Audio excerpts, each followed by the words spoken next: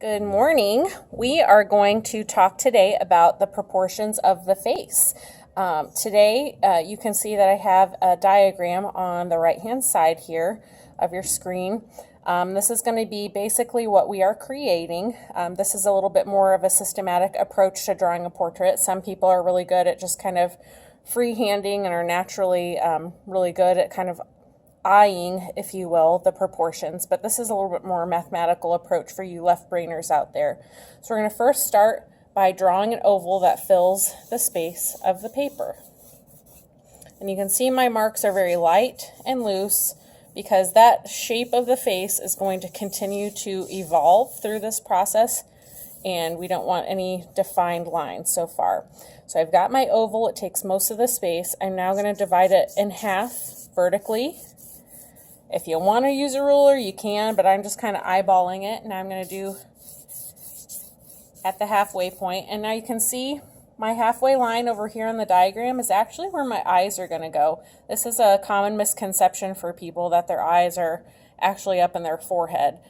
This is actually like the top, the middle of your cranium, your noggin up there. So that's going to be at the center of your scalp where your hair is going to come down and kind of cover this part up. So your eyes are actually halfway down.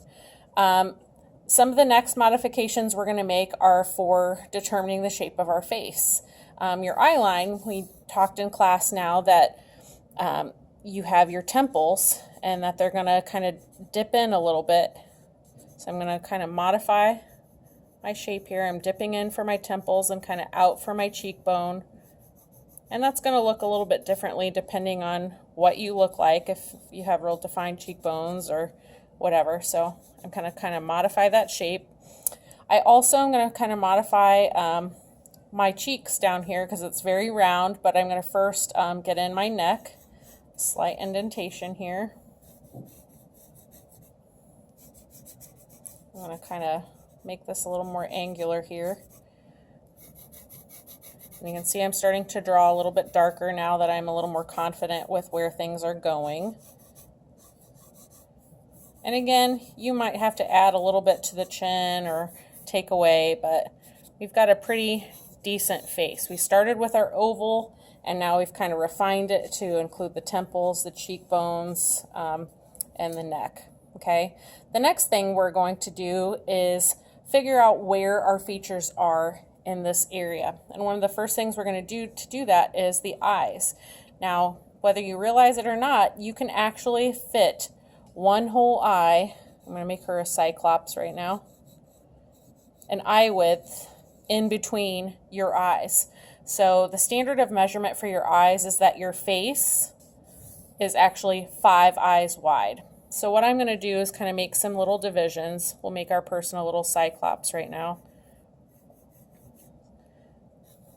We want to be able to fit 5 eyes across. So I'm just kind of generically placing my eyes to see how big my face is, the width of my face. Okay, so we know that our eyes are going to be right around here, and I'm not going to be too detailed with them right now, just kind of getting them as a placeholder. Now we are going to use the inner guideline of our eyes, because our eyes actually will help us to determine 2 things, our eyebrow beginning and the width of our nose. Okay, so you can see I have my pencil kind of lined up. I'm going to draw a little guideline, and again, these are going to eventually get erased, so I'm doing it pretty lightly.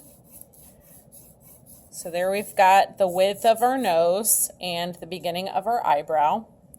To determine the length of your nose, we're going to actually divide the whole face from top to bottom, and it's going to be about 2/3 of the way down.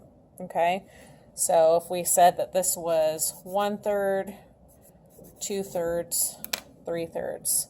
So if we looked at our head proportionally and we're doing a comparative measurement, it's about 2/3 of the way down to determine the nose. And again, everyone's different. Your nose might be a little bit longer than that. These are all just basic guidelines. Okay. The next, we are going to do your mouth placement. The mouth is a little bit harder, I would say. It is aligned with the center of the eyes, just a little bit outside the pupils. So it's going to be a little bit wider here. So I'm going to bring these guidelines down. Okay, it's another common mistake people make. Their mouths way too tiny, but it's actually lined up with just the outside of your eye here, the pupil. So now we have the width of the mouth, but where the heck does it go? Again, some people have a bigger gap in between the bottom of their nose and the beginning of their mouth. Some people are smaller. I tend to think if you are drawing it life size, which we are, it's about a finger width. Okay, so we're going to do about a finger width down, and that will be the beginning of your mouth. I'm just going to kind of draw a generic placeholder right now. So there's our mouth.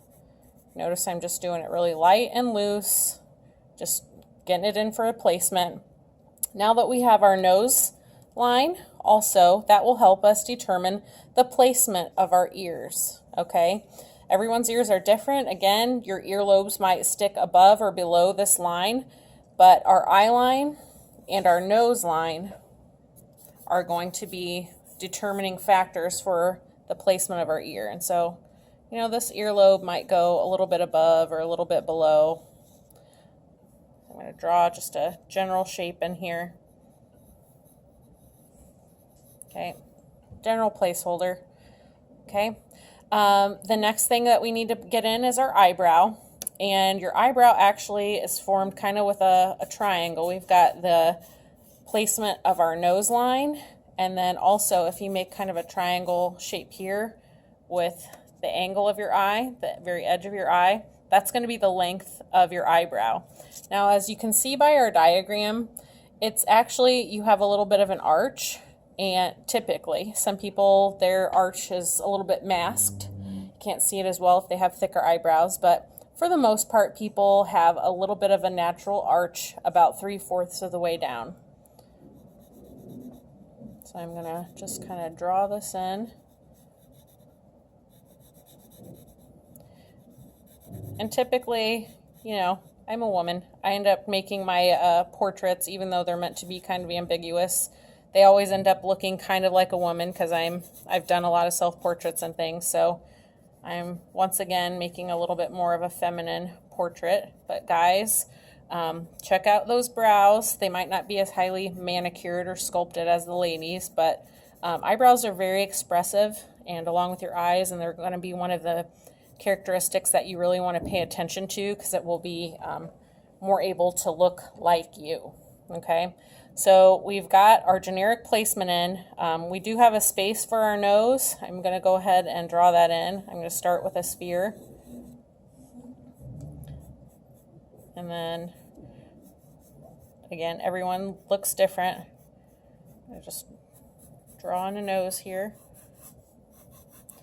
And there we go. We have basically a generic face. If you wanted to go ahead and put in a hairline to kind of make it look a little bit more realistic for the time being, notice I'm drawing my hair above the scalp line. Okay, that would be as if you were bald if you just left it right there. Your hair will have a little bit of volume and stick up above. So it's looking a little more human now. We're going to stop there for today. This is just a generic placement. You need to understand the proportions of the face and how to lay things out, and then we will talk more specifically next time about starting to make these look more realistic. Okay?